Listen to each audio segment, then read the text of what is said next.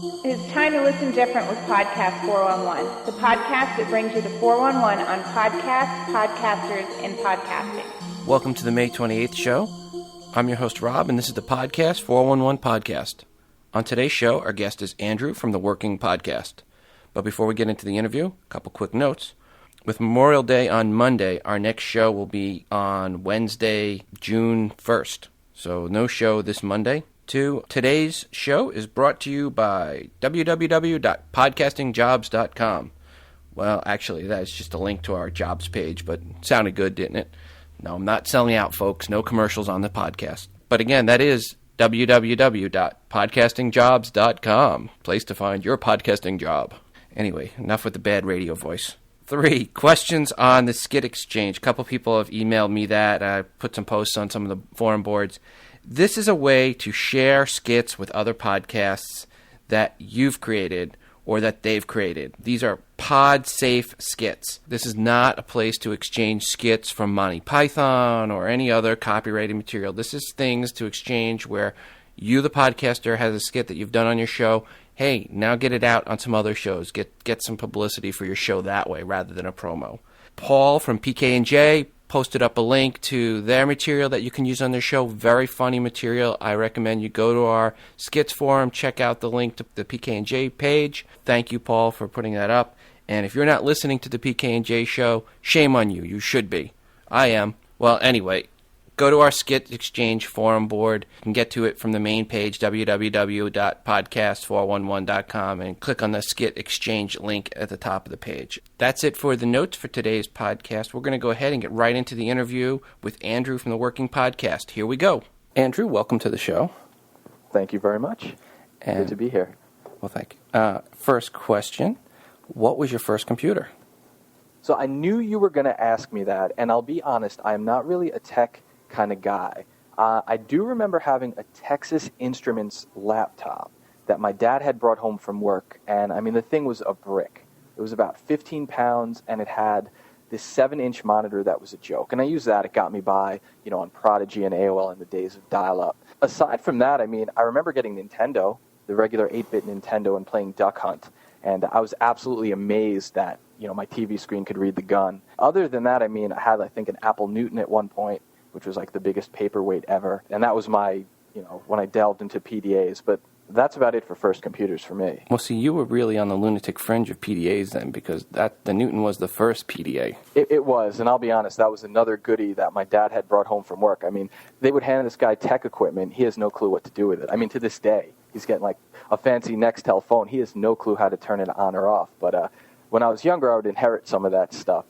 I'm sure his employer wouldn't be too happy, but, it was like Christmas for me, so it was great.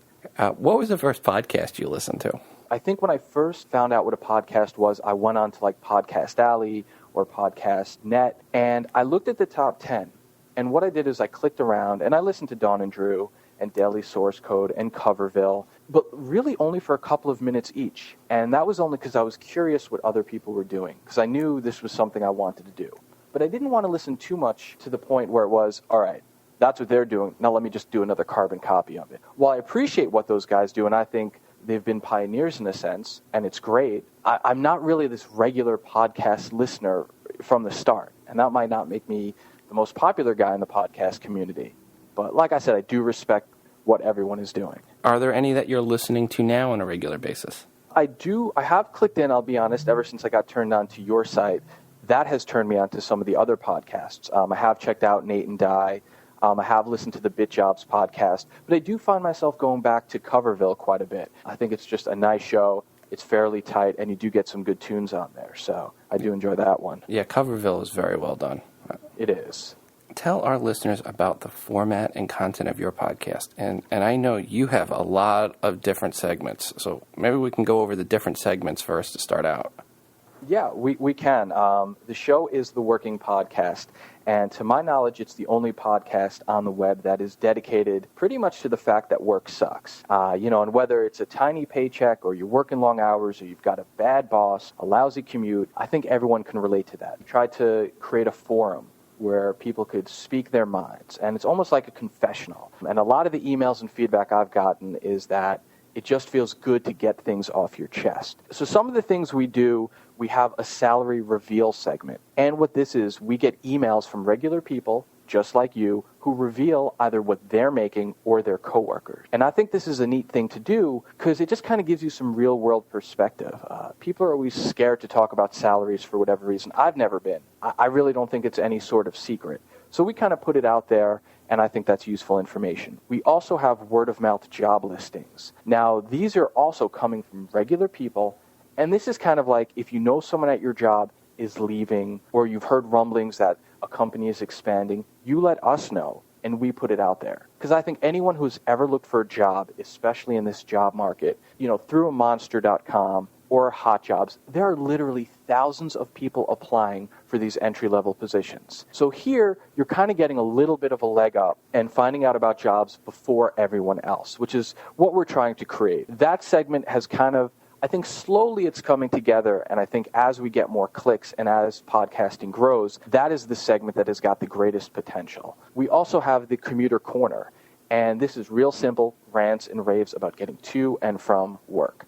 And whether you're on the train or the bus or driving in your car, anyone who's ever done it, things just drive you nuts. So people call us up, they send us emails, and they kind of just go nuts about their own experiences. I mean, hey, I use it as a forum for myself too. It is really, really therapeutic, and you definitely should try it out if you get a chance to listen to our show and contribute, because that's kind of the whole goal of the podcast, is getting this community going on. I mean, I'm not really interested in hearing my voice. In fact, I try not to listen to my own podcasts. I'm really interested in getting a lot of other people, and we just make this a show about work. And part of it could be useful information, and part of it could be humor, just to let everyone know, hey, we're all in the same boat. Let's get through this together. That's pretty much the deal. I enjoyed the different segments. It made the show flow really well. And one of the questions I have to ask is, whenever I listen to a podcast, I listen to them in reverse order. The reason I do that when I'm listening to a new one before the interview is I want to listen to the most recent things because people get better as they go along rather than trying to listen to the original, because in the original ones, usually they're very bad and they're not there and they haven't developed. Now, your early one, you already had the segments in the first one. And I was like, how long did you work on the ideas for your podcast before you launched the first show? I probably took, honestly, 2 to 3 weeks. Once I decided this is what I want to do, I'm a big believer, and it's something I've learned at jobs I've had, is you never go to market with a product that isn't ready to go. So I kind of just took that and I went with it. And as much as it killed me for those lead-up weeks saying, I want to get on the air, I want to do this, I took my time and I made sure I had my production ready. And I made sure I had at least a skeleton of the website built and the domain name I wanted. And I went about it that way. I think one of the problems with podcasting is that people, they pop up after a night of drinking and say, hey, let me get a show going. And then you never hear from them again. And I think that kind of turns off podcast listeners when you go back and it's like after the 4th show, a guy hasn't posted in a few weeks. So this way, I knew if I saw it through for a few weeks, I would see the entire thing through and go to market with a product that, at least I'm not super embarrassed of. I mean, do I want mom and pop listening? I don't know about that. But at least most people who know me, if they heard it, I wouldn't be super, super embarrassed. So that was kind of the goal. You are from New York, so it's not exactly family-friendly. Not friendly. Well, actually, it's definitely not work-friendly. Oh, my God, it is not work-friendly. It's People write in, they've got it bad. But, I always say, coming from New York, no one can match this commute. I mean, maybe some people in California, between the low pay and the bad bosses and the animals on the street, I mean, I'm sorry, I will put my commute or my gig up against anybody's, and mine sucks. I'm going to lose every time. Yeah, you were mentioning in one of your podcasts, you're on the dirtiest of all the subway lines. And for anyone who's been on New York subways, that says a lot. Yeah, it does. I mean, there's a certain corner, actually, every morning I take the same route, and there's one corner that the stench, I mean, I can't even put it into words, and there's no reason for it. There's no garbage on the ground. I don't understand why it smells like that, but it does. So it is rough. It's a rough going. What is the typical length of your show? The typical length of our show, I try to keep it about 15 minutes. I think between 15 and 20 is realistically where we keep landing. I'm constantly trying to pull myself back because as much as I have it in my mind to keep the show moving, you tend to babble and you tend to and ah and maybe get a little heated. But the goal is 15 minutes because I think it's important. I think some people do longer shows, but I think the average commute, which is when I prefer people listening to the show because I just think it lends itself naturally to that, is going to be about 15, 20 minutes. So now here's a question that I listen to all your shows. What happened to Eric? What happened to Eric? Eric is the man, and Eric is going to be back. He is one of my best buddies, and he is one of the few guys we're just on the same page. And he lives in Jersey, I live in Queens, and it's the kind of thing where we can get together once a week or maybe every other week and do the show. You know, it's the kind of thing where our schedules are so hectic that I kind of wanted something where I just had full control over. But Eric is going to be back. I know he's done with classes, and in the summer, hopefully we can get him at least as a contributor, if not as a co-host on the show. Okay, because I know he was on your first show, and then you had mentioned, I think, on the second that he was going to be back, and then he never came back, and I was wondering. And then I think the last one was Leo popped in. Who's Leo? Leo popped in. Leo is another one of the Motley Queens crew. He could fill in some of the blue-collar void that I just don't understand. I mean, this guy has done everything from fix toilets to collect money from meters to build bookshelves for large companies. He's kind of done it all, and I think he has a unique and interesting perspective, and he gets wound up pretty easily. So I figured, let's give him a little slot on the show and throw him 2 lousy seconds out of his 15 minutes of fame. So, can you tell listeners where to locate your podcast? And while you're at it, you might as well give them your voicemail number, too. Absolutely. You can find us at workingpodcast.com. You can always email us anything, whether it's a rant about work, you want to out a salary, you know of a great job lead, anything. I mean, we're down with anything. Workingpodcast@gmail.com is the place to do that. We're also open to you sending us MP3 files or WAV files. We're going to play them on the show. You can also call our hotline. That number is 917-562-8649. Just a regular voicemail. It's a regular call. No 900 number here. Whatever tolls you pay, use your free minutes on your cell phone. You call us about anything, and we're going to get your clips on the show. Now, onto the technology side. You mentioned you're on the Windows platform. What software are you using for the editing of your show and the organizing of it? I basically right now am using Sony SoundForge and Cool Edit Pro. And the only reason I'm using 2 programs is I don't have the plugin for Cool Edit Pro. And along the lines of the working podcast, unfortunately, my salary right now is not affording me to buy any new fancy equipment. So I'm basically working as if this were 1999 and doing things a bit backwards, but with a wife and eventually a kid on the way, I don't really have any other choice. So Cool Edit Pro is just something I had picked up, I think, at a previous job. And I just find a lot of the compression settings in there and some really simple basic plugins lend themselves well, at least to my voice and to the show in general. I just think it's a nice, straightforward editing program. And SoundForge, I'm only using that to convert things to an MP3 file. I was making notes when I was listening to the different shows, and the one that cracked me up was you had asked theft. And there was one guy that stole everything. You know, I'd be afraid to own a company hearing a story like that. The guy stole everything, including golf clubs and pounds of hand. Where did this guy work that he had access to golf clubs? You know, I would love to tell you where he worked. He is a friend of mine, so I don't want to put him out there. This guy, and I swear to you, God is my witness, the amount of things he took from work, you're right, it would scare the heck out of me to own a company. And a lot of the emails we got, too, I'm like, man, I'm glad I'm just a peon. Because people are walking out with, I mean, whether it's a ham or a turkey, why do you need to steal something like that from work? Or bookshelves, computers, projectors. We got emails on everything.